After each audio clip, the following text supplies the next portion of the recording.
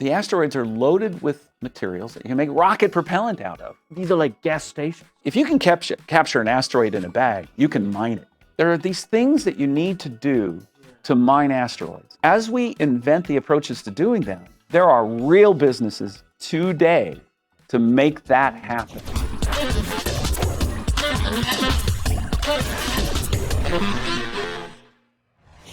Welcome to the TransAstra's show. Thank you folks for joining us. Really appreciate the support. Oh my God. This is insane. Dream come true. I'm a huge fan of Dr. Joel Sercel, the founder and CEO of TransAstra. Oh my God, TransAstra's Corporation. Yes. He is literally bringing science fiction to life. You know, one other thing I got to tell you folks, I love space. I love when people are passionate about it. Aerospace engineers doing things. Absolutely love all these. A lot of these, I feel like they're too far away. They're too far from us. We got to go in there, have children. They're going to have generational things. For the first time, when Dr. Sercel brought up asteroid mining, I was like, oh, the robotics is going to bring in resources from space. It's going to make the Earth a lot better with a lot of resources. I'm signing up for that. I love that idea. Instead of me physically going somewhere and possibly whether I'll be alive or not. But this is a lot more interesting. And that's what TransAstra is doing. And Dr. Sercel, welcome to the show. We're really honored to have you. First of all, we have a lot to talk about. But first is TransAstra. Okay. What are you doing with it? What's its looking? Where it's going? Well, so first of all, I'm just thrilled to be here. Thank you so much for having me.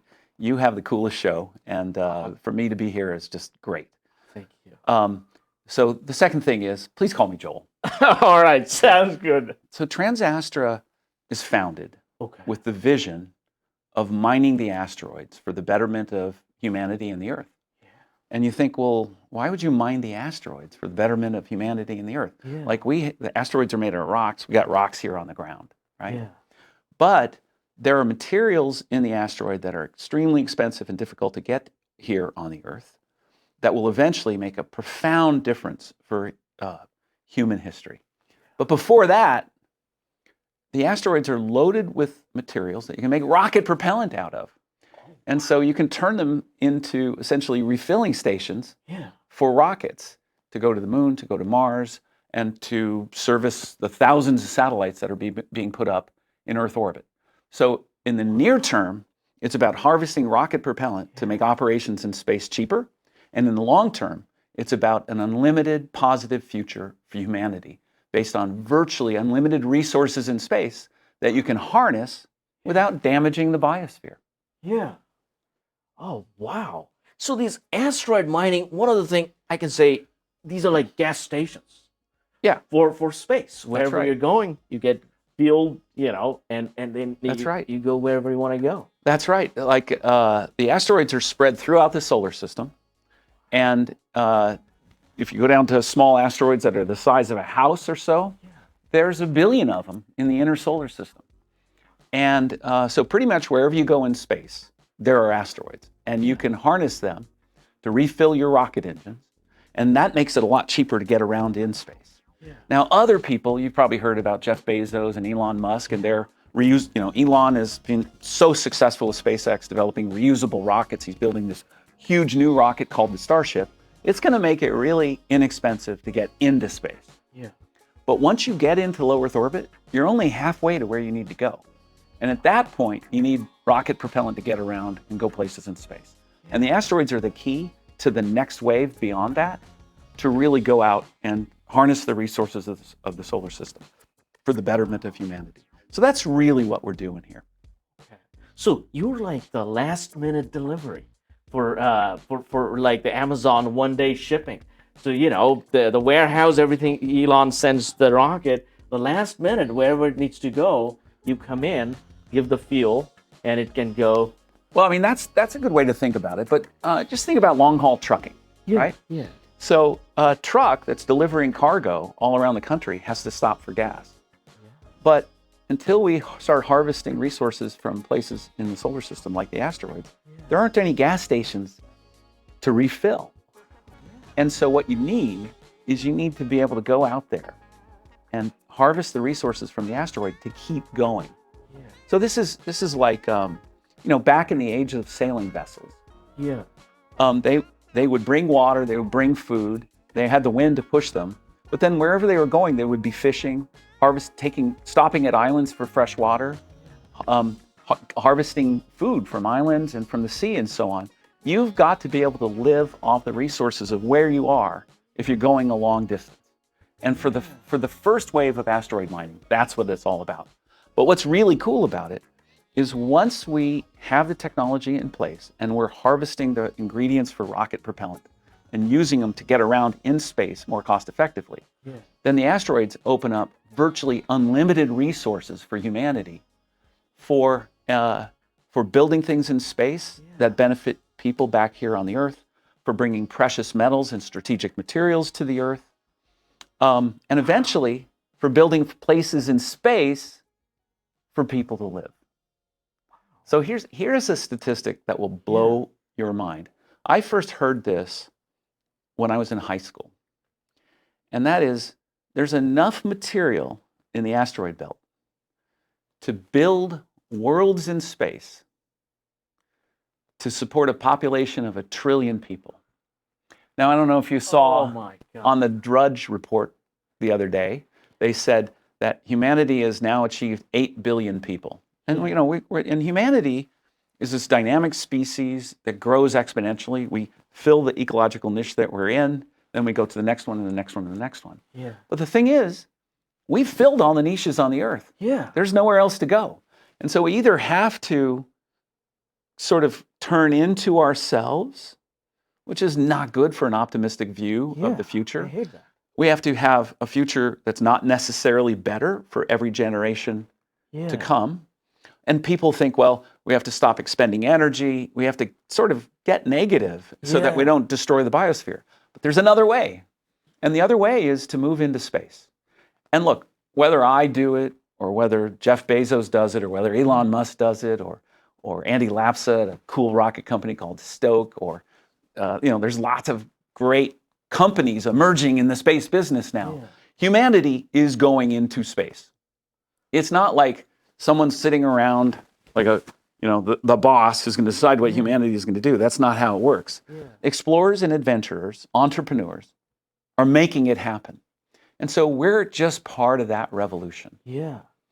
But asteroid mining is a really tough challenge. I've been working on it for many years now.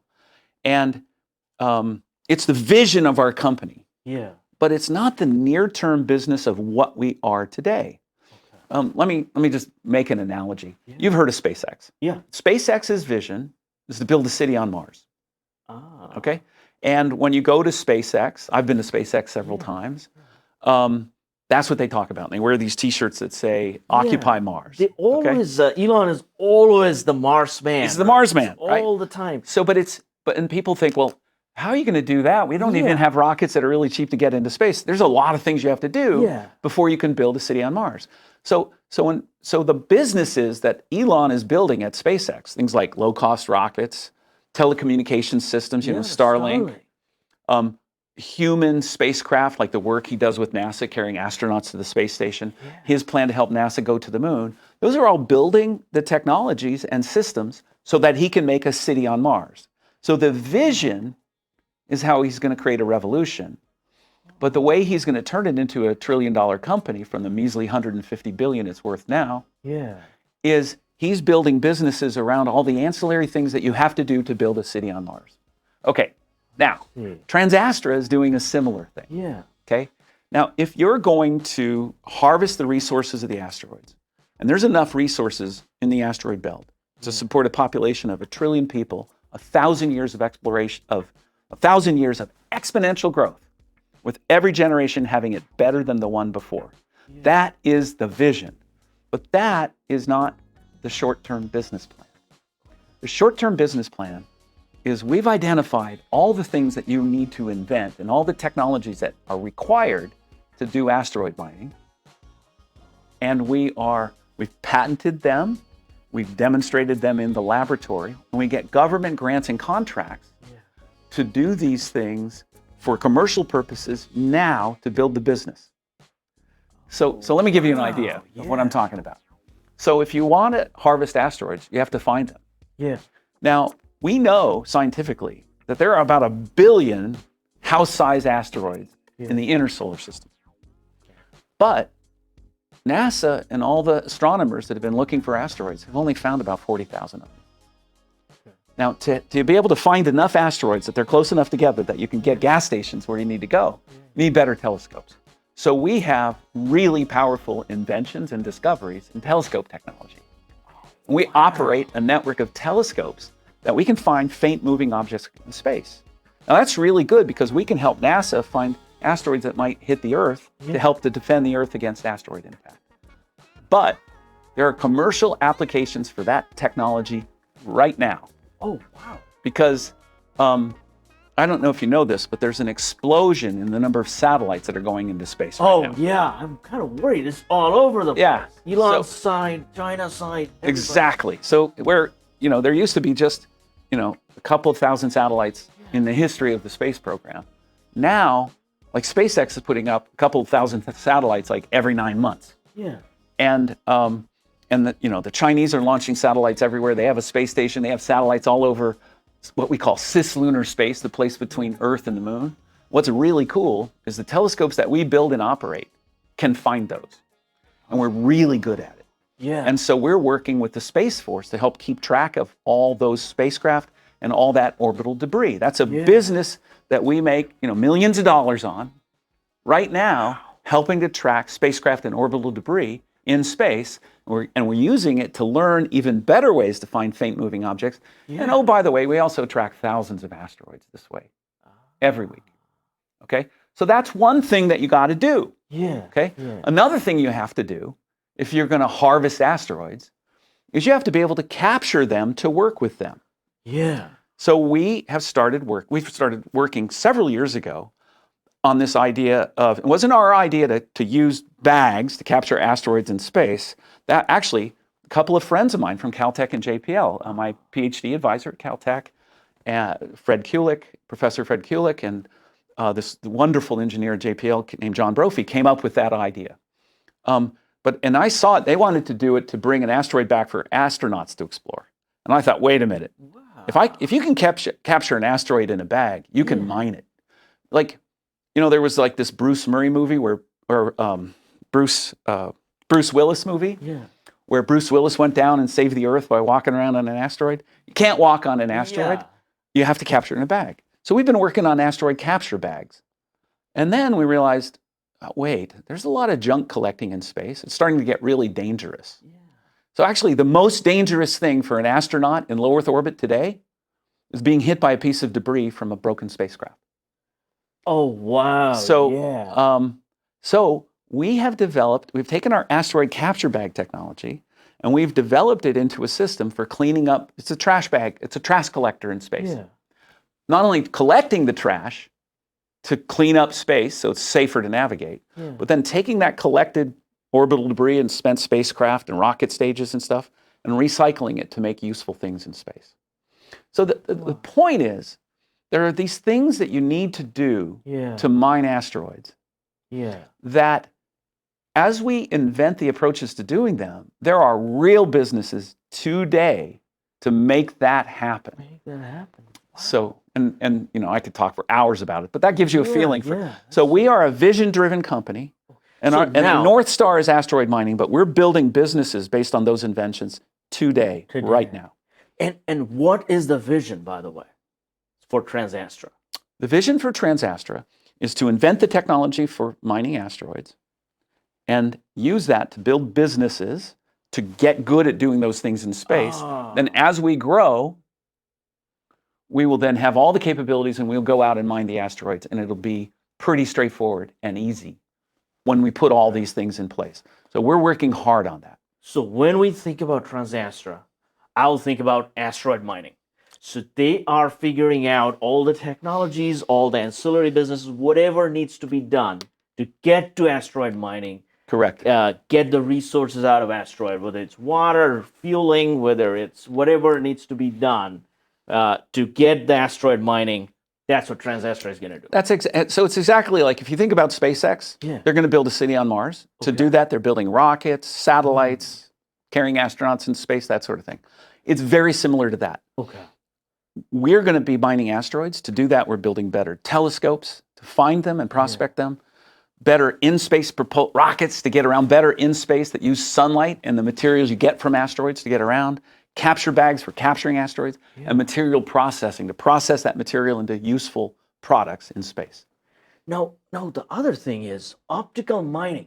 Because asteroid mining, for common people are thinking, oh, are we going to go in there with a hammer? Are we going to start mining? Or are we going to bring it back? And then So how does this optical mining or asteroid mining, how does this work? Yeah, so when you're thinking about what it takes to mine an asteroid, you have to get out of your terrestrial experience and not think on analogy to how things work on the Earth. Yeah. It's like there have been some failed asteroid mining companies that thought of asteroid mining as like mining for the Earth, but in space. Doesn't work. Instead, you have to think, this is more like a job of harnessing resources on these things that are spread out, that you fly from thing to thing. And so we think about it in terms of basic engineering and physics. When you do that, you realize terrestrial mining methods won't work. And it's like when you go to mine gold out of a mountain, you don't put the mountain in a bag first because gravity is holding it down, right? But in space, you approach an asteroid, which could be a boulder or a mountain, and you can't land on it, you can't walk around on it because it basically doesn't have gravity. It has so little gravity that if you were there, you wouldn't notice the gravity, okay? So you've got to contain it somehow. So first you capture it in a bag. And then you say, now what am I going to do with this material? How am I going to dig holes in it? How am I going to extract useful materials? And so like the immediate reasoning by analogy approach is, well, I'm going to dig it with a shovel. You can't do that. Turns out it doesn't work. And so what we realized is that if you take highly concentrated sunlight, and actually I was inspired by my friends at the Colorado School of Mines who had this light source, and they would hit things with the light source and it showed that it breaks up. I thought, that's the key to asteroid mining. So what I realized is you can take concentrated sunlight, focus it to a small spot, and if you hit a rock with it, the rock will flake apart. And so we've done dozens of experiments, and we've developed a whole scientific theory that shows that we can drill holes and chew up an asteroid just by shining concentrated sunlight on it. So we invented this process called optical mining. We patented it, we've demonstrated it in the laboratory, and now it's being matured even more fully. And so that falls into the category of material processing. The 4 tent poles of TransAstra's business are detect, move, capture, and process. To mine asteroids, you have to detect them, hence our telescopes. You have to move through space with a new propulsion system that's better than what we have today. Today's rockets are too dangerous, too explosive, too expensive, and too slow. Then you have to get to the asteroid, capture it, then you have to process the materials. Well, optical mining is in that materials processing area of our business. We have inventions in all 4 of those areas. I think we've got between patents that have been issued and patents that are pending that we expect in the next year, we've got about 24 patents, and we're getting them issued at a rate of about once a month. I saw that last couple of months. Every month you're getting a patent. That's right. I'm like, what in the world this company is doing? Every month they get a patent. Yeah, that's right. And, like if we were bigger and had billions of dollars, we probably wouldn't spend so much time on patents, or it would be a smaller fraction of what we do. But because we're small, we have to defend what we've done. If I was in the position of Jeff Bezos or Elon Musk, I would go faster, and that would be less of a thing. So right now, the only thing that's holding us back is funding. So speaking of faster, a lot of times funding or people that are sitting on funds, they are thinking about faster return. How long is it going to take? Right. Now, for this asteroid mining, what are these timelines that you were kind of thinking? So, there are certain internet entrepreneurs whose names will not be mentioned Yeah. who are very famous for going on podcasts and saying that they're going to do something in X number of months. And Oh, then it wow. takes and then it takes Y number of months or years instead. Okay? Yeah. Now, I'm not going to mention anyone by name, but look, these discussions of when is it going to happen, Yeah. it's we have timelines in the company. We have schedules when all this is going to come together. Yeah. And I can tell you what they are, but when it's going to happen is as fast as possible. And the timeline that investors care about is time to profitability. Yes. And so that is short. And the reason for that is we're not going to do what other failed asteroid mining companies have done. Said, well, we're going to be mining asteroids in 3 years and bringing back, and that's not going to happen. Okay? Yeah. Instead, what we're doing is we're inventing the technology to mine asteroids and protecting it. And then we're using that technology to revolutionize things on the ground and in space today by building real businesses about this. Everyone always talks about SpaceX because they're the leader in the space industry. Up until last year, SpaceX made the vast majority of its revenue on launch. Yeah. They've now projected that next year they're going to make $15 billion, mostly on their communication satellites. Yeah. The internet is their new money. So it's the same thing. So we actually make most of our revenue, and it's in the multiple millions of dollars on our telescopes, which we invented for asteroid mining, but we're using them to monitor traffic in space for people who really need to find things that are hard to find in space. Yeah. And likewise, we invented this propulsion system called the omnivore propulsion system. Oh yeah, the omnivore thruster. Yeah, so I mean, propulsion is kind of what I do. I did my PhD in space propulsion, and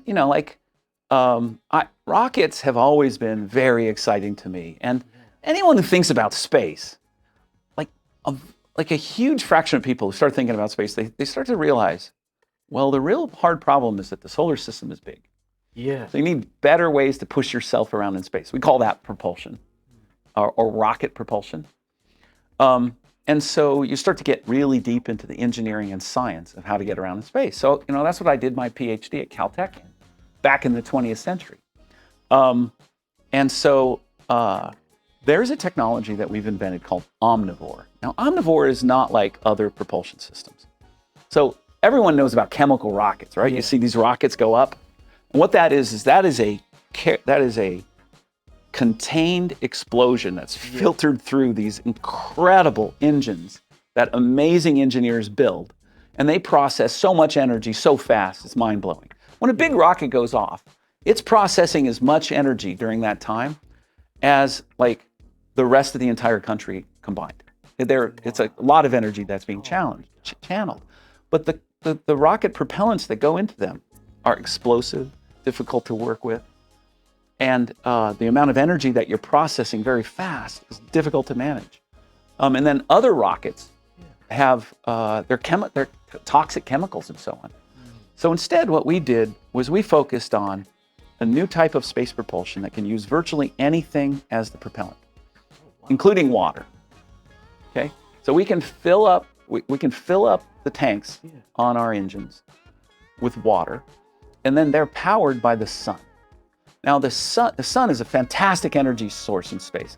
Here on the Earth, it's a great energy source, but it's nowhere near as good because clouds, weather, day-night cycles, seasons, the atmosphere, all that kind of stuff. There's 7 to 10 times more energy available per unit area in space from the sun than there is on the Earth, averaged over the course of a year. And it's very consistent and reliable in space, unlike on the Earth where, like the solar panels on my house will go when the cloud goes by, right? So we have this omnivore rocket, which is a type of solar thermal rocket, which concentrates sunlight onto the engine, gets it very hot, and we put the rocket propellant into the engine, it superheats it, squirts it out the back to produce thrust. And we can do amazing things with that, really multiply the power of today's rockets for delivering satellites in orbit.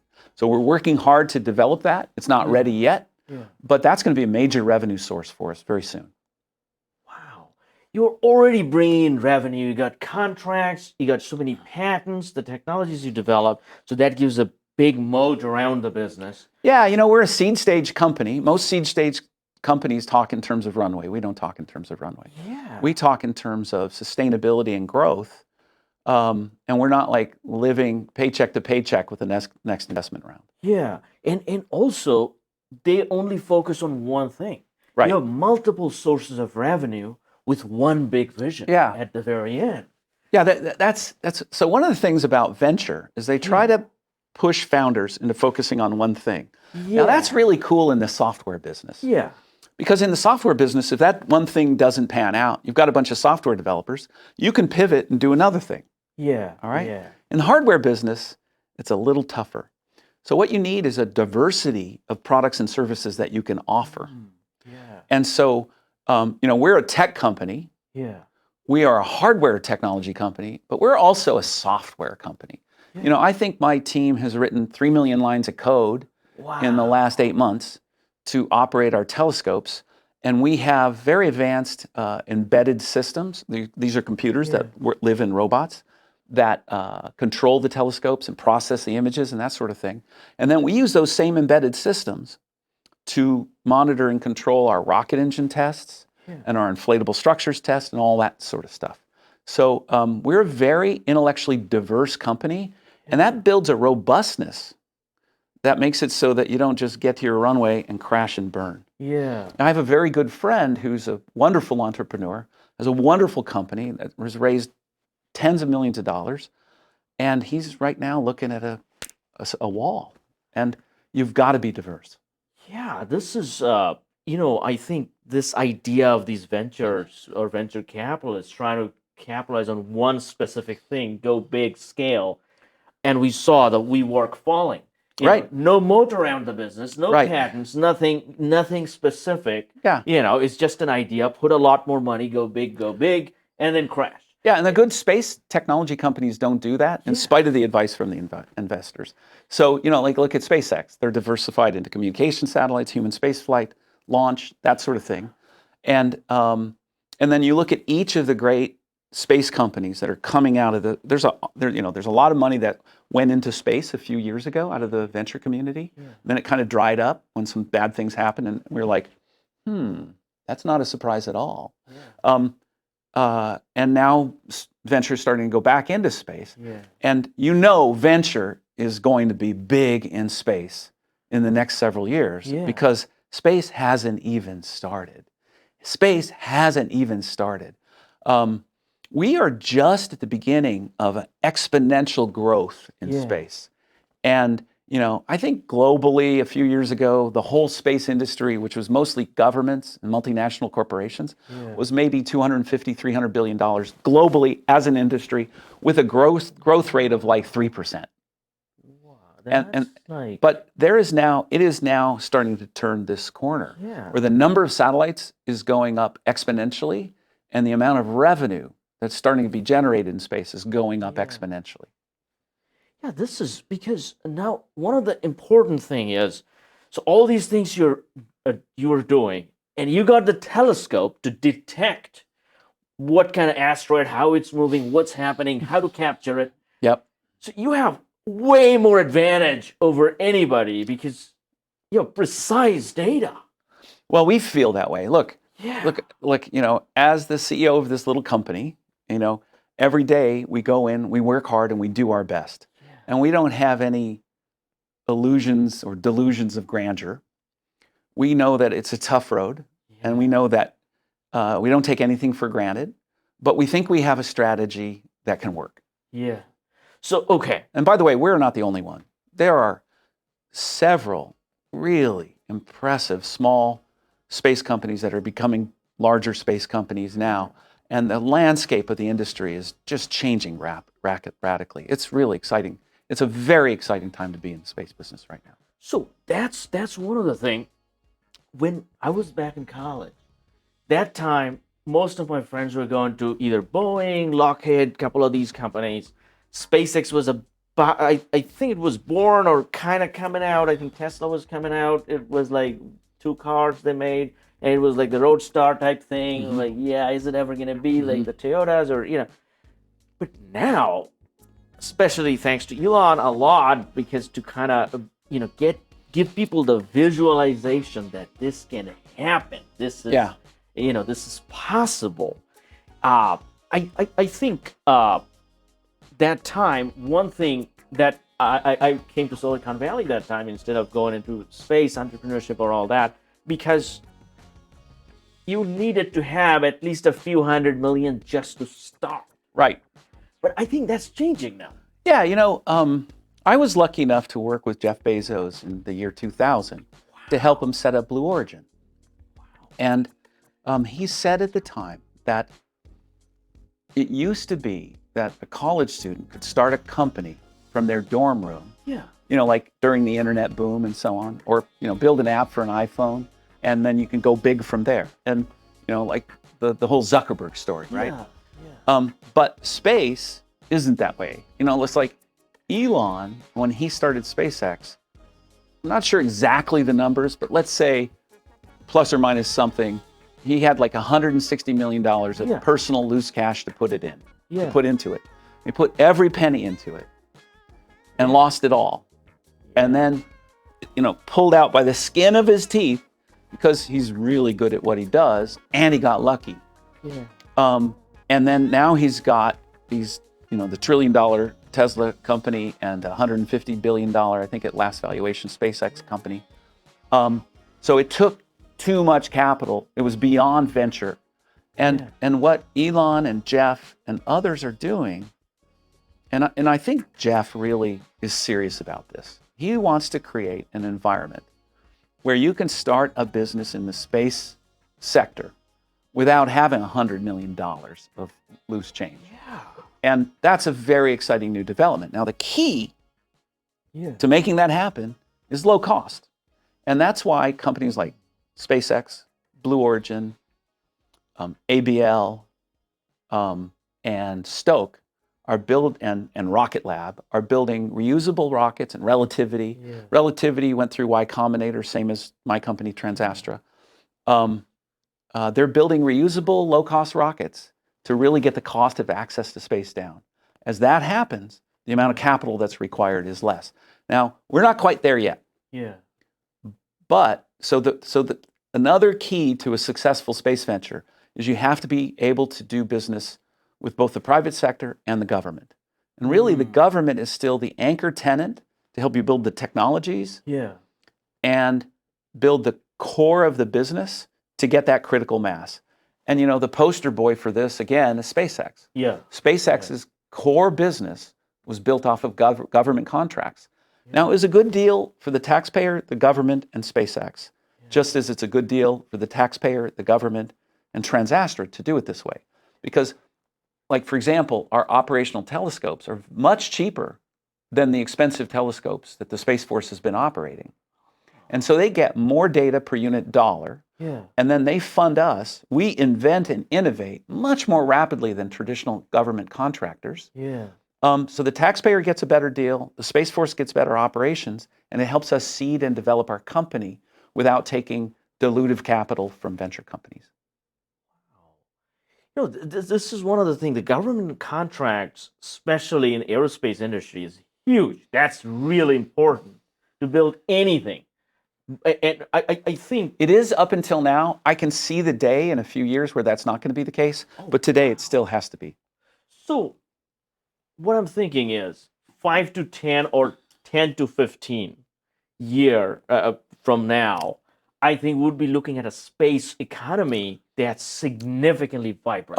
So it's just at the it's just at the point where, it's been kind of going like this for 50 years. And it's just starting to go like this. We're just at the knee in the curve before it really starts to take off. In 10 to 15 years, space will be a multi-trillion-dollar business. And let me give you an example of some things that are going to happen in space. And TransAstra will be selling rocket propellant to these industries, harvest from the asteroids. We'll be monitoring these satellites with our telescopes. And we'll be delivering these satellites to their orbital destinations using our omnivore propulsion system. And we'll be cleaning up the debris that's left behind when these satellites collide or fail. So we're building the company on this emergent industry. Yeah. But when you go to Google Maps or Apple Maps right now, the pictures that you see of your backyard are months or weeks old.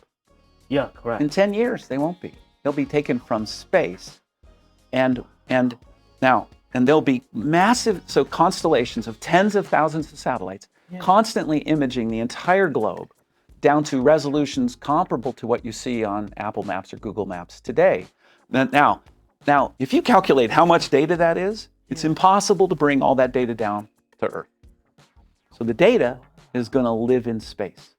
And so the data centers are going to be in space. Now, this is very important because data centers are a massive new consumer of electricity here on the Earth. And no one wants to have to build more environmentally dangerous power stations here on the Earth. It makes a lot more sense to put the data centers in Earth because we're going to have tens of thousands of satellites tying the whole Earth together. The internet the internet backbone will move into space. The data centers will move into space. When you go on your phone or your browser, it'll be a wearable device, and you're going to be like, I wonder what's happening at my house today. You click on that. That image will be downloaded from a satellite directly into the wearable display that you're wearing.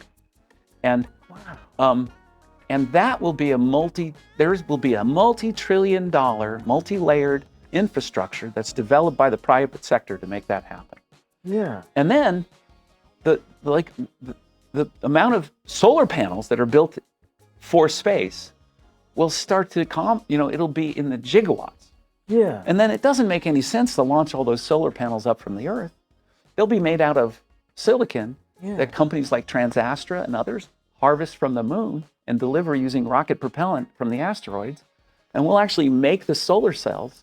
Not TransAstra probably won't make the solar cells. Other people are working on that. Yeah. But we're part of that infrastructure to make that happen. Yeah. And so, gigawatts of solar power will be in space. And very soon thereafter, it'll make more sense to generate power in space and beam it down to the Earth. And so and then there'll be hundreds and thousands and tens of thousands of tons of machines launched into space and working in space and that sort of thing in the time frame that you're talking about. There will be lunar industries. And then people will say, well, why am I living here on the Earth where I'm stuck here by gravity? I can't get around. Why not be in space where the action is? And people start building worlds in space, and TransAstra will be harvesting the resources from the asteroids to build those worlds so that you don't have to launch it all from the Earth to keep the environment of the Earth pristine. This is insane. You would be absolutely foolish not to be going all into the space, investing in space companies today, because this is, if the data centers go to space, there goes the AWS, Google Cloud. AWS, Google Cloud, they go into space. All the large AIs will be in space. Bitcoin mining will be in space. All the images of the Earth and all the data, not just images, but radar, multi-mode imagery will all be stored in, you can't even count the number of terabytes of data that will be up there. And it'll be processed in space so that all that energy will not be warming the Earth. And it will be supplying information everywhere on the Earth, wherever it's needed. And we'll have vastly better intelligence about everything that's going on the Earth, so that businesses will make smarter decisions. They'll be less wasteful. And then people will say, well, why should I live on the Earth? And the other thing is, you can build worlds in space out of asteroids that have the properties that you want. You want to live at a half a G, if that's healthy. You want to live in a tropical forest with a mountain nearby. You can build worlds out of asteroids. Now people say, oh, come on, you're crazy. You're smoking dope. How can you build worlds in space? Like if you look at the scale of the macro engineering required to do this, is not substantially larger than the macro engineering we do to build big bridges and that sort of thing. But you have to keep in mind that this is synergistic with AI, robotics, manufacturing technologies. So if you reason from the past, you can't get there. What you have to do is you have to look at the emerging technologies that are coming along, how automation and robotics and advanced manufacturing, with the harvesting of the materials, can make all this happen. And it's going to happen. It's inevitable. The only question is, who are the investors and entrepreneurs that are going to benefit by taking the risks and doing the hard work to make it happen? Now, a lot of that stuff is vision, but we're on the part of the curve where it's starting to go like this, and there are all kinds of new businesses and services that need to have happen to make space realistic today, now, and TransAstra is focused very squarely on those businesses today. Using our existing telescope network, which we're building out. I'm traveling to Australia in a few weeks to deliver a new telescope that is going to see parts of the sky that we can't see from our telescopes in California and Arizona. Building rockets that deliver satellites to now we're building upper stages for rockets owned and operated by our partners to deliver satellites more efficiently. So while there's a grandiose vision, like the steps are reasonable and there's profitability based on realistic, hard-nosed engineering and business today. Wow, this is pretty insane to me. I love this. Now, all these came from you have an incredible background. You went to Caltech, did your PhD, all that. Most entrepreneurs, they're like, oh, college dropouts and stuff. Whereas you are an industry expert in this topic. Anybody wants to know about asteroid, they come to you. Jeff Bezos want to put together Blue Origin, he calls you. You know the industry so well. But, I want to go back to the beginning. And, you talked about your father being a fighter pilot and the whole, it's just so exciting. I want to hear it all again. The start, where did you start, the passion? How did the TransAstra is like coming after all the fuel you burned all through your life and all the experience and all the papers and the patents? Well, all this experience and all these papers and patents are a result of not being dead yet. We need you. We cannot make... So you know the Monty Python song? Well, I'm not dead yet. I can laugh and I can sing. So I'm an old guy. And part of the reason my resume has so much stuff on it is because I've been around and done a lot of things. Done a lot of things. So I am old enough that my father, who was a jet fighter pilot, and by the way, we're filming this on Veterans Day. And Veterans Day is a very important day to me because my father was basically a war hero. And but he loved the show Star Trek when it was first run. So I'm old enough that when I was a little kid, my father would let me stay up way past my bedtime and watch Star Trek. And that had a profound effect. And then later on, before the internet, kids would come home and they should be doing their homework. Instead, we would watch reruns of Star Trek. And Star Trek was a vision of humanity's future, which basically said that we will continue, by the way, even though, right now the news internationally, there's some bad stuff going on. Yeah. But, at any time in human history, there has been bad stuff going on. All the time. But in the past, it would be like the fraction of people involved in that bad stuff was way higher than it is now. That is correct. And life is getting better for people in so many ways and has systematically been doing that for about 2,023 years, give or take a bit. So, but the point is that people have realized that kindness, collaboration, and being decent to your fellow human are what it's all about. And as a result of that, and then we've invented the scientific method, which is based on the idea that people are inspired with the ability to create. These are very powerful ideas. The world is getting better. Star Trek was this cool show written by, I think, Gene Roddenberry, who was the creator of Star Trek. I think he was actually a former Army Air Corps pilot. I could be wrong on that, but I'm sort of 75% sure that's the case. But it was based on this idea that people can get together and build wonderful things and go off and explore strange new worlds, seek out new life and new civilization, and that the world will continue to get better. Yeah. And while I believe that if you check the facts, you'll find that is the case. Like we have less poverty. Of the 8 billion people on the planet, a smaller fraction of them are in poverty than at any time in history. A larger fraction of them have access to clean water than in any time in history. A smaller fraction of them live under tyranny than in any time in history. And as bad as and imperfect as the world is, it's like way better than it has been. Most of us have tremendous opportunities that we just, it's just such a great thing to be grateful for it. And it's getting better. And space is part of how it's going to get better. And this was something that, I was taught as a kid. No one ever sat me down and said, son, the world is getting better. No, but it was more the optimism and the way people thought. And then, I spent a fair amount of my time growing up in the Arizona desert. My father was a fighter pilot, and I would see his airplane at night streaming through the sky, and we would go camping. We were big campers, and we used to go water skiing on the Arizona lakes, and we would sit up at night and see the Milky Way spread across the sky. I remember as a little kid, my father taught me about, how many millions of years the light took to get to your eye and how big the universe is. And I think when I was 12 years old, he taught me the special theory of relativity.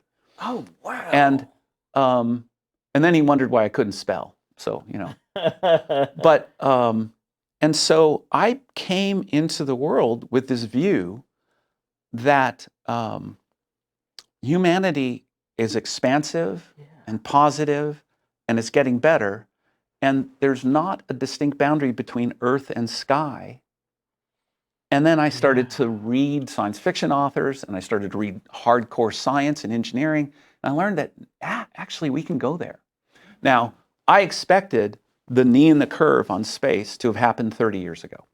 Yeah. And the reason it didn't was because the space shuttle didn't work. The space shuttle worked as an engineering endeavor to carry astronauts into space very expensively and not very reliably.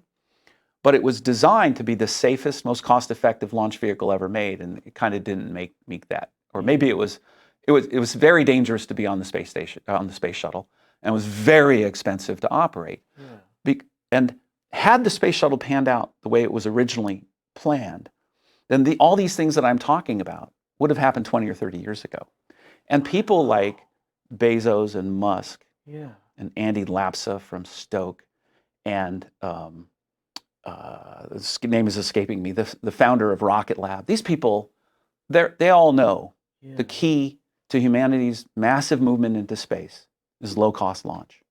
Now, here's another weird thing that comes from a technical perspective that people don't realize. And that is, people say, well, the distances between things in space are so much larger than on the Earth. How can we possibly do that? And so the energies required are much larger than the energies required to go from place to place on the Earth. And a lot of even engineers and scientists don't know that that is based on a technical misconception. So here's a weird fact. That is, if you look at a big airplane, like a 747, its fuel is kerosene. Its gross liftoff weight is about the same as a SpaceX Falcon 9. And its fuel is also kerosene. And the amount of energy that a 747 has to expend to carry its passengers from LA to Honolulu is actually greater than the amount of energy that a Falcon 9 has to carry its payload into Earth orbit. And the energy required to get between these destinations in space, like Earth orbit and the moon, Earth orbit and Mars, Earth orbit and asteroids, or anywhere between those things, the amount of energy required for that transport is no more than the amount of energy that airliners routinely expend pushing through our thick atmosphere to get from point A to point B at 600 miles an hour. Because the atmosphere is dragging them down the whole time. Once you get into space, in many ways, it's actually easier to get around. And so the solar system, to my engineering mind, when I think, and we use technical terms in engineering, there are terms like delta V, and then you calculate the trip times and everything. You look at, well, what rocket propulsion system would you get from here to there, and that sort of thing. When I project forward based on the first principles of engineering and physics and economics is a passion of mine also, I realize that the size of the solar system, say the inner solar system from, sort of Mercury out through the asteroid belt to sort of just this size of side of Jupiter. The size of the solar system is smaller to technologies that are only a few years away than the Earth was to sailing ships. Okay, so like if you think about how long it took Columbus to get to America, if you think about the size of the vessel and the fraction of the GDP that it took, it is actually quite reasonable and an easier job for technologies that exist now that haven't quite been put all together for humans to go and do all these things. It's just that if you don't think about it from a first principles engineering and physics perspective, and even most scientists and engineers don't do this, they think, well, this is what it was in the past, so this is what it has to be in the future. When in fact, that's not how the world works. If you think about what's really possible, and because it's possible, engineers will build it, and business people will make it happen. Okay? They'll find a way to make a profit off of it. If you think about what's really possible, getting around in the solar system and doing these things is no harder than what we've done before. It's just different, and we have to develop those technologies to make it happen. It's also like different way of thinking. I think That's right. We need to start teaching in schools and colleges the space thinking. It's not just space thinking, it's entrepreneurial thinking. It's Henry Ford thought this way. Okay? It's the difference between thinking in terms of first principles, where it's the math and the physics and the engineering and the economics, rather than our biases that are set by the patterns of the past.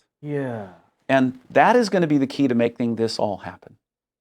So one other thing I think we talked about, your passion is, so we want to know all your ideas about these. And you're planning to do like a podcast or something. Well, I wouldn't say I'm planning to do. I'm like daydreaming. I would love to do a podcast. Oh, that would be amazing. So, I mean, you and I were talking a little bit about this because I'm really impressed by your podcast and your setup here and everything. Thank you. And I'm thinking I would love to just do, like, there's so many things that I would love to talk about. Because, although, I work in several different areas of aerospace technology, I'm interested, there are three things right now that are really on the cusp of massive changes that are going to utterly reshape civilization. One is biotech. So getting to the point where we really understand the chemistry and machinery of the cell and understand how to tweak that to do things like cure cancer or tremendously slow the rate of aging. These are very powerful. There are very powerful methods that I think have promise. And by the way, just like in space technology, there are people who overpromise how soon it's going to happen. And I hope I haven't done that here today. I'm saying the vision is, but we have hard work to do, and we're serious about the hard work now on real businesses today.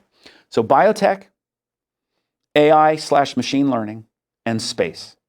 Those three things are going to utterly reshape the human experience over the next 10, 15, 20 years in ways that are difficult to even imagine. And they tie to very deep and important philosophical questions that people have been struggling with for thousands of years. Like, maybe this gets a little deep, but have you ever heard of the hard problem of consciousness? I think I heard about it, but I'm not...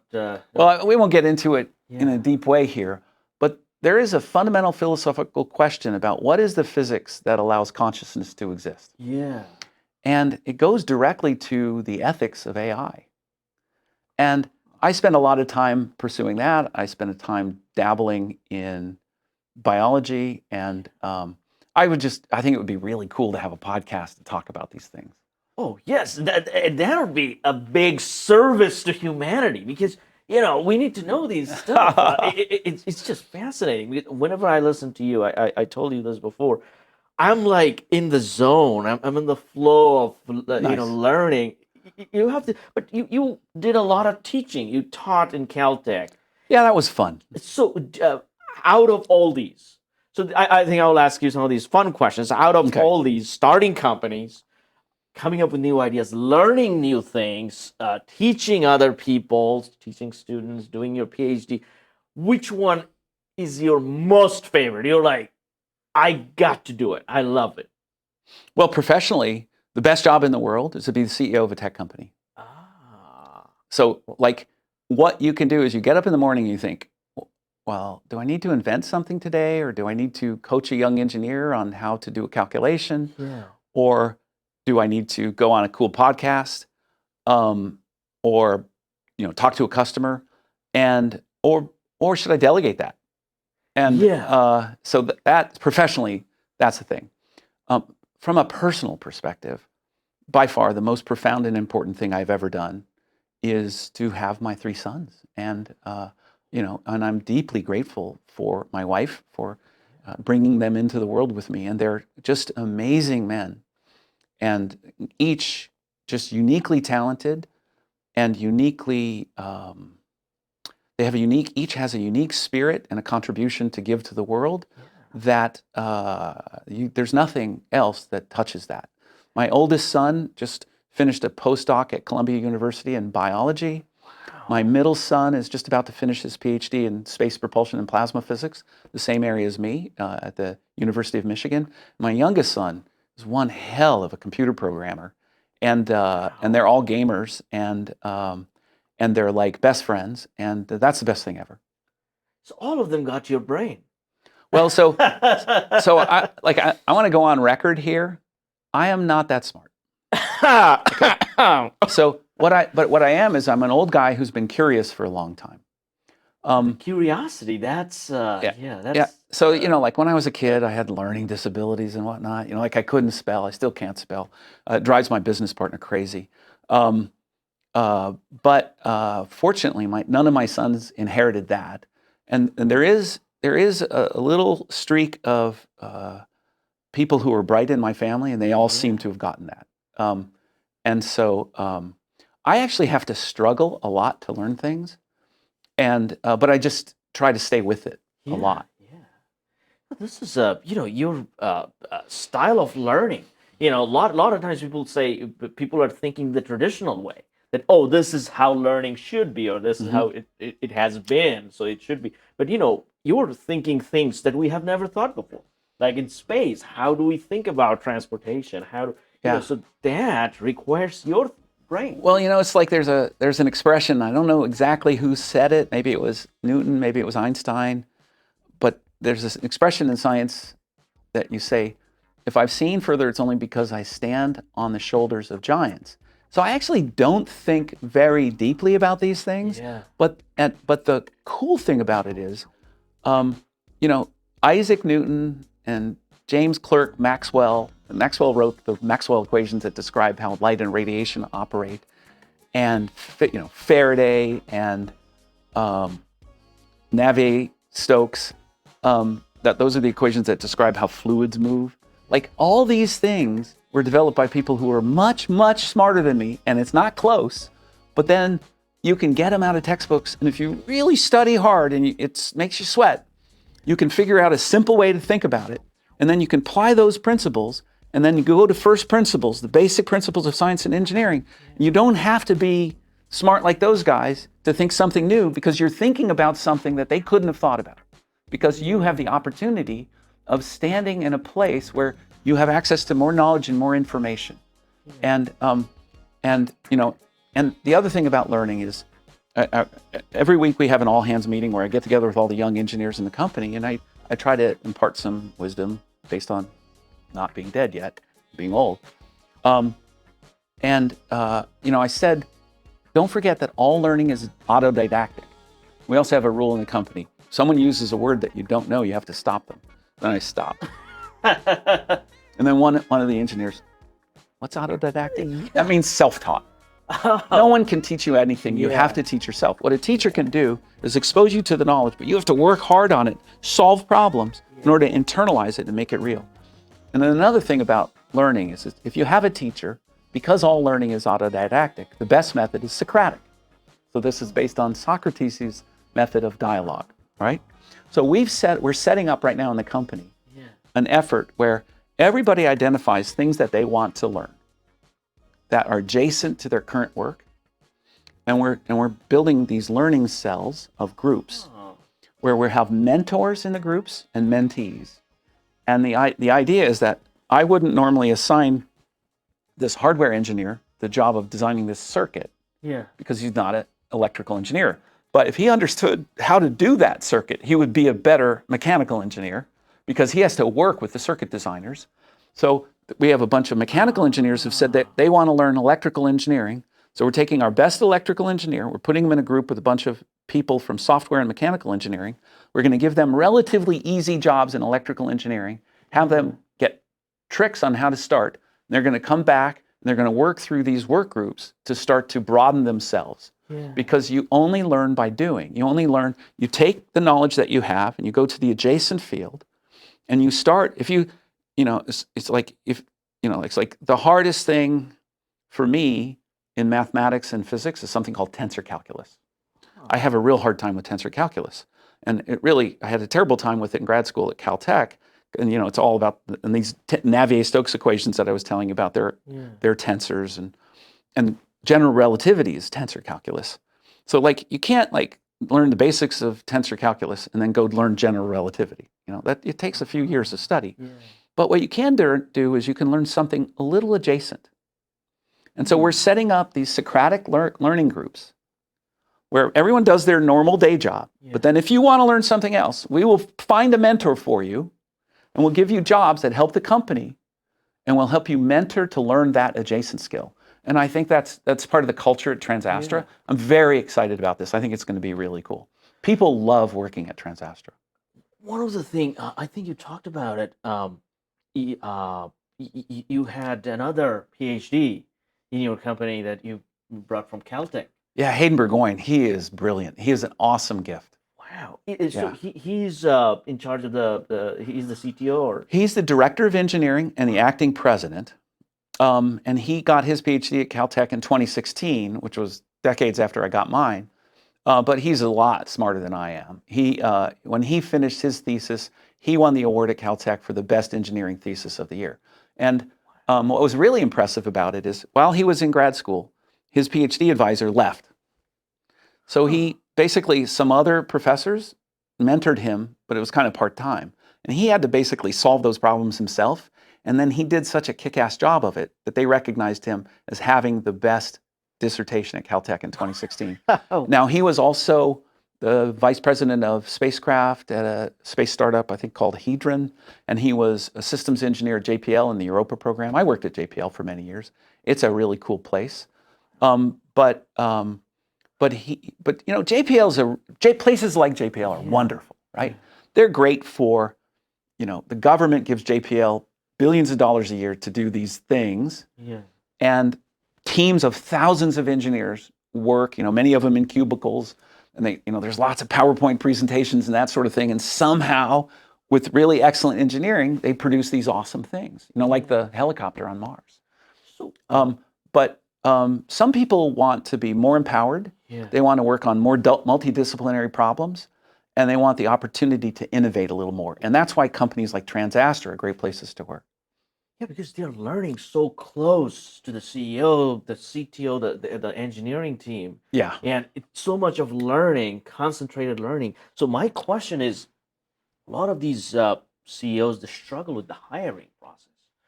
Who to hire, who to bring in, how to build a culture. Mm-hmm. And that's a big problem in Silicon Valley in general because the big giants, they're just offering money and trying to take people away. And people that come for money, they generally go away because somebody else is offering more. And you see the revolving door. We have a mural in our company which shows what we're doing today and the vision of trillions of people living and working in space. And it has all the flight systems that we hope to build on our roadmap. It's a beautiful mural that we designed ourselves. So, and basically we tried to hire a muralist to do it, and that was a fail. So actually, one of our engineers, Phil Wall, who's like our head of R&D engineering, he had the CAD files from all these things, and he and some of the young engineers and I basically I kind of laid it out. And then Phil went in and got the young engineers. And thank you, Welly, for your contribution on this. I can't remember all the engineers that were. And they basically put all the CAD files into this massive Photoshop. And I mean, this is a massive Photoshop thing. And we have an area in our company where we have the ceiling and 3 walls that have this mural on it, and it's lit from below. And that's where we have our all hands meetings. It's where people get together for lunch. If they're stressed out from work, there's a big screen there, and sometimes they'll jump in and play video games for a little while before they go back to work. And it's there to remind us that we are here for a purpose. While, yeah, Joel and the business development people, we need to bring home the bacon and solve practical problems in the here and now. We only take the business that leads to the vision. Yeah. And they know that we're here to make the world better, and they're part of this journey. And they're part of this journey, and they're partners with each other, and that we're here to support each other. And that makes all the difference in the company. And you know, like one of the consultants in the company is a brilliant engineer who knows mechanical engineering, optics, software development, mechatronics. And he's my younger brother, Patrick. And he retired out of tech 10 or 15 years ago. And he got trained as a chef. He is a lead singer in a couple of rock bands.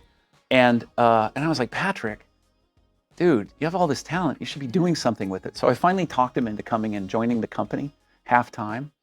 And he's a tremendous asset to the company. But like, we're having our Christmas party on December 2nd, and his band Mixtape, which I think is the best cover band in Southern California, is going to come play. And we have the best holiday party. And yeah, so it's just so fun. So you guys are San Fernando Valley. Right, near the town of San Fernando. Okay. And you have this thing called the Hive, right? Yeah, our headquarters that I was just describing is the Hive. Probably the night of the party, we'll have a telescope in the parking lot with 6 big optics, and it'll be displaying onto a screen, and hopefully we'll show some interesting vision, stuff all there. Patrick's band will be playing. It's just going to be fun. And a lot of people from Southern California aerospace industry will be there, some investors, some CEOs. There'll be probably a movie producer there, best-selling science fiction writer who's a friend of ours.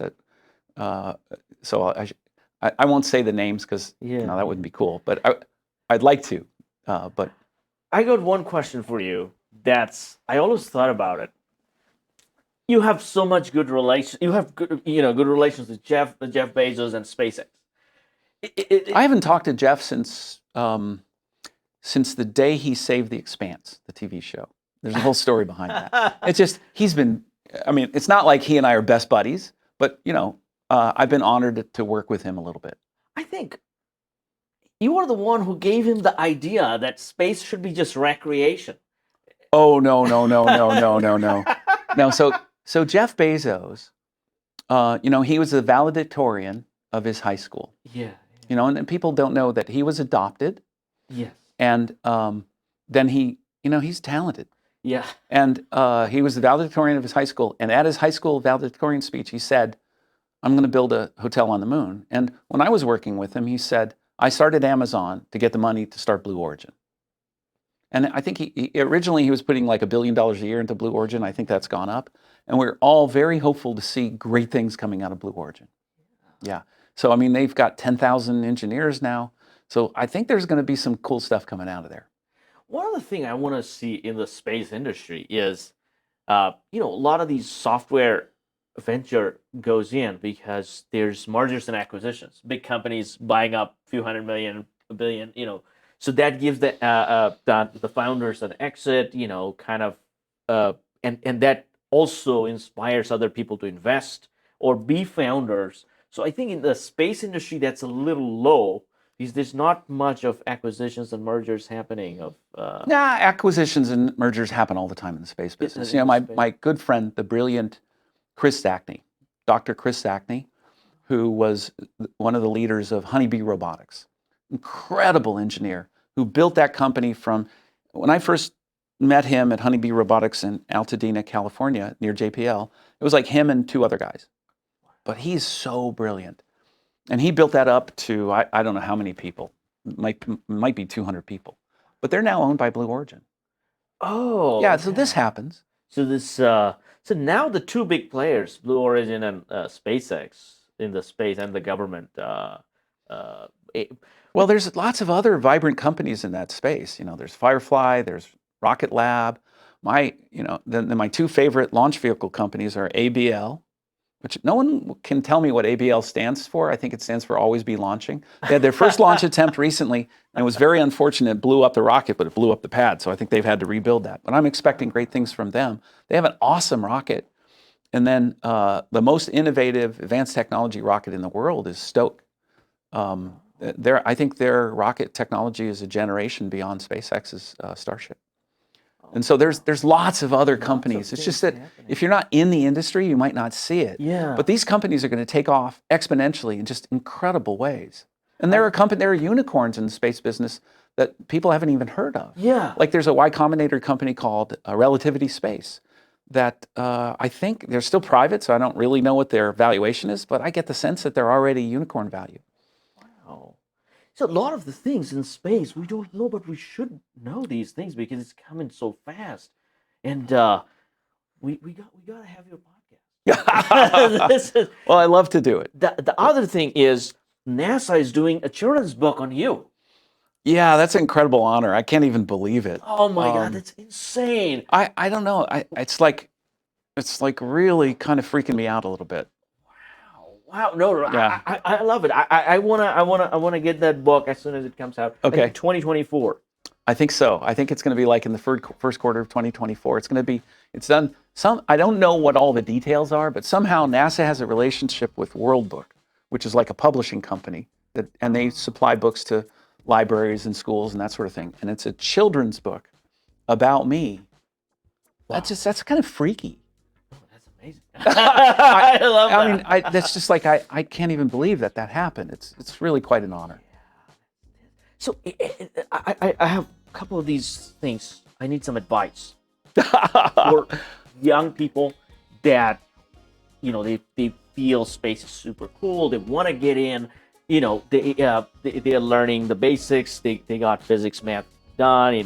They're thinking whether they should go to aerospace, electrical, computer science. Which computer science? They're Google, Apple, all blah blah blah. Okay, I should go into that. Right. And then when it comes to hardware building, electrical or mechanical, we're like, aerospace, that feeling. What advice would you give? But their passion, they're thinking, I wanna go to space. But they're kind of confused in their decision making. What's your advice for that? Well, I think you need to align a few things. For the mathematicians out there, this is all about dot products. That's nerd talk. But you need to align a few things. You need to align your passion with your talent, with employability. Okay? So if I was very, very passionate about painting, I should not be a painter. Because I have tried to paint and I have no talent in that area. So, I have activities that I'm very passionate about in my personal life. Like in my personal life, I love to work out. I love to run. I'm an avid runner. I run in the mountains. I've done marathons, and I love to work out. I love the feeling of working out. But I also know I have absolutely no athletic talent. You're in really good shape. Well, that's because I work out a lot, but I have no talent. So in every sport that I've ever tried to compete in, I can get sort of above the level of people who don't train in the sport. But as soon as I get into the competitive ranks, you can tell talent from no talent. So even though I'm very enthusiastic about athletics, I should not ever have tried to be a professional athlete, which I never did. But if I had, I would have been not good. So you have to find all the things you're passionate about and then ask yourself two questions about them. Do I have talent in that area? Yeah. Because in theory, you can learn anything and be good at anything. In practice, it's not true. Some people are talented in some things, people are talented in other things. If you have a hard time doing fractions in algebra, don't go into engineering and physics. Mm. Just like if I could never have been a gymnast. I could never have been a competitive runner. I used to coach mountain biking at the high school level when my son was on the mountain biking team. Yeah. I like to ride mountain bikes. I tried racing mountain bikes. I trained harder than anyone to train mountain bikes, to race mountain bikes. And I could never get above the basic, category 2, middle to bad of the pack. I just don't have the talent. I'm not built for it, etc. So find out what you're passionate about. If you're passionate about mountain biking and you have no talent like me, do it recreationally. Yeah. Find out what you have talent in and find out what's employable. Yeah. So, and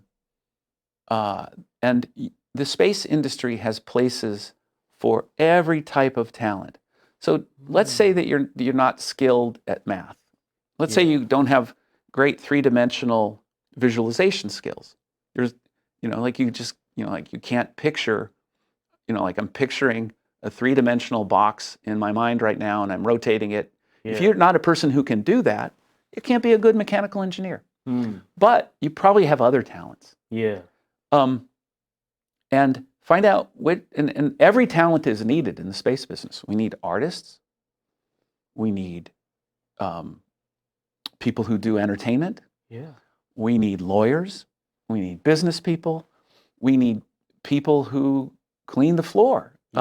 We need people who run, like literally every business the space business needs. So that's my advice. That's fantastic. Now, let's say that guy went into engineering, graduated, passionate about space, has the talent, engineering talent. Now he or she is thinking, should I go start a company or should I take this job offer from SpaceX or TransAstra? If you get an offer from TransAstra, go take it. First, get your hands on, learn it, and then do other things. I wouldn't say that. TransAstra is not for everyone. And there are great people who are not right for TransAstra. Yeah. So, like you got that degree, you're a good engineer, whatever. So first of all, if you never took the time to go invent something yourself, if you don't have your own sketchbook of ideas, if you have never tinkered in the garage to build something, you probably shouldn't work at TransAstra. Okay, because you have to have a creative spark to work at TransAstra. The second thing is you have to ask yourself what your tolerance for risk is. So if you get very nervous about taking chances and you like to solve problems in engineering, there are companies like Lockheed Martin, JPL, Boeing, Northrop Grumman, and there are wonderful jobs in those companies. But they are not for people who embrace risk. They're for people, like, there are wonderful government jobs in space. Like, I've read that if you have a government job in the space industry, your chances of being laid off or fired are in any given year are less than your chances of having a heart attack. That's a really good job for someone who doesn't want to take a risk. Yeah. And when I bring people into the company at TransAstra, I always have a conversation with them.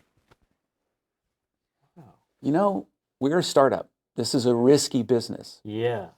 How do you feel about risk? How do you feel about risk of the company going out of business? How do you feel about risk of you worked on something and it didn't work? And if people, one of the mistakes I've made is hired talented people who are too risk averse for the TransAstra environment. So you have the choice.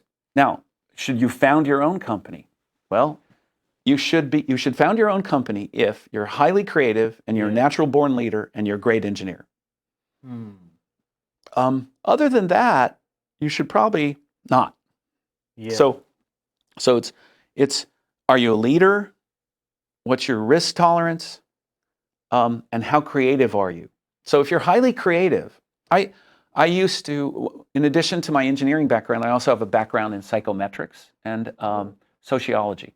And there's a particular area of psychology called KAI, which stands for, the K is the guy's name. And then A is adaptive, I is innovative. It's a way to measure someone's psychological fingerprint about whether they're more innovative or whether they solve problems inside the box or outside the box. And I remember I used to consult with organizations and companies in this. And I remember I worked for one company, and they had a highly innovative staff because they tried to hire for innovation. Yeah. But then the management was not innovative, and they wouldn't let them innovate. And then the innovative staff stayed at the company, but then they didn't apply their creative juices at the company, and they were unhappy. And there was like a lot of conflict in the company. So where you are on this distribution of, do you like to take big risks? Do you like to think outside the box? Or do you like to take proven methods and solve problems inside the box? So, for example, let's say you are an automotive engineer, and it's the year 2010, and you're trying to decide to work either at Tesla or General Motors. If you're highly innovative, go to Tesla. If you're the kind of guy who really likes fuel injection systems and you want to tweak it, and you want to, make the next Ford Mustang, go to work for Ford. Like, that's a different type of person.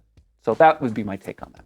That's an amazing advice. Now, what's your near-term, next few years plan for TransAstra?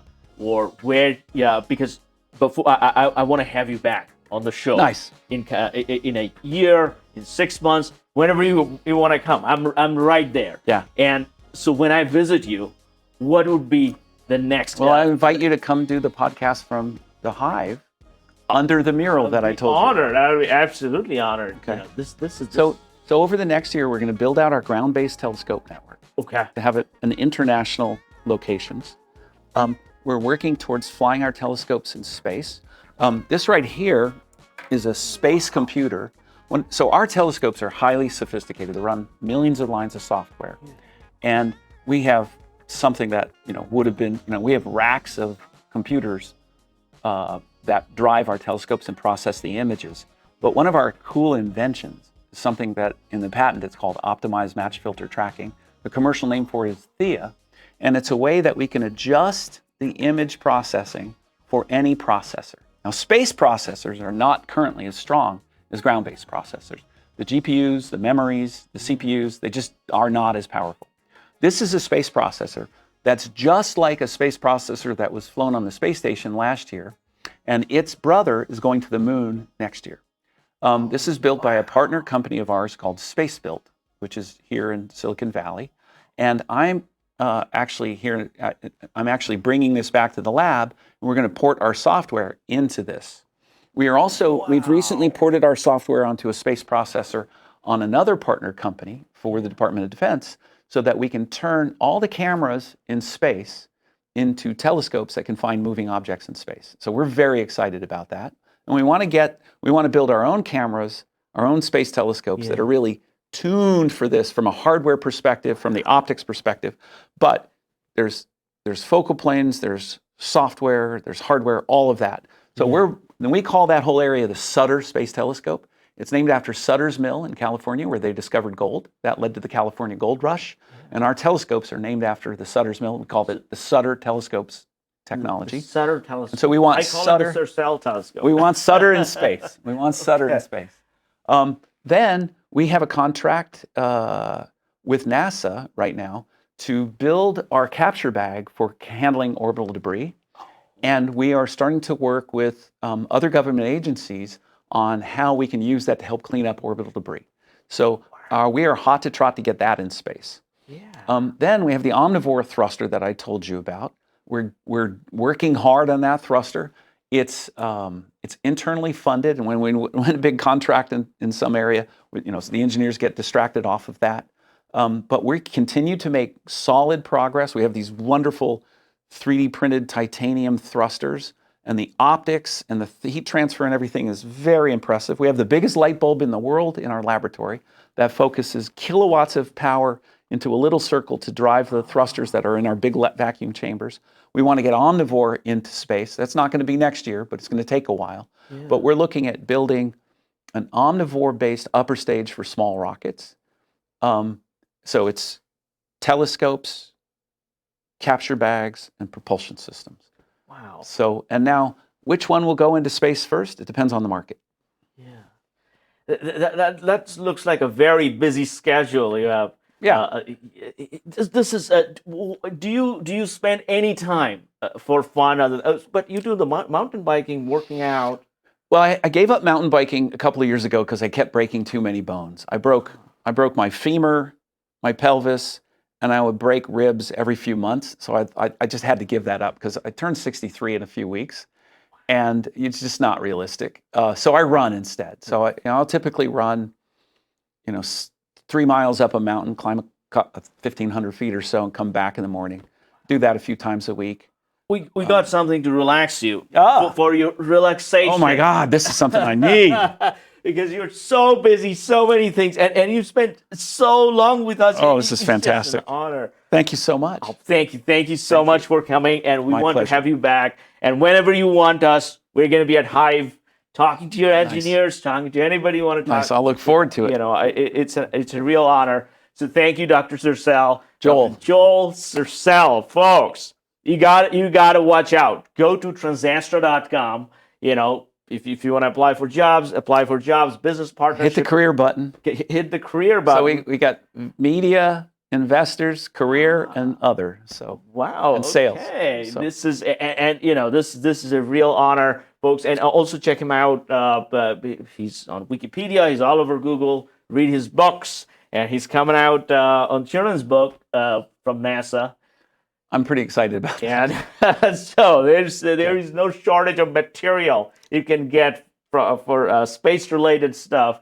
And so thank you, folks. If you spend this much time on this podcast, you're definitely pretty invested into space and future space technology. But thank you, Dr. Hey, it's been fun. Appreciate it. Folks, thank you.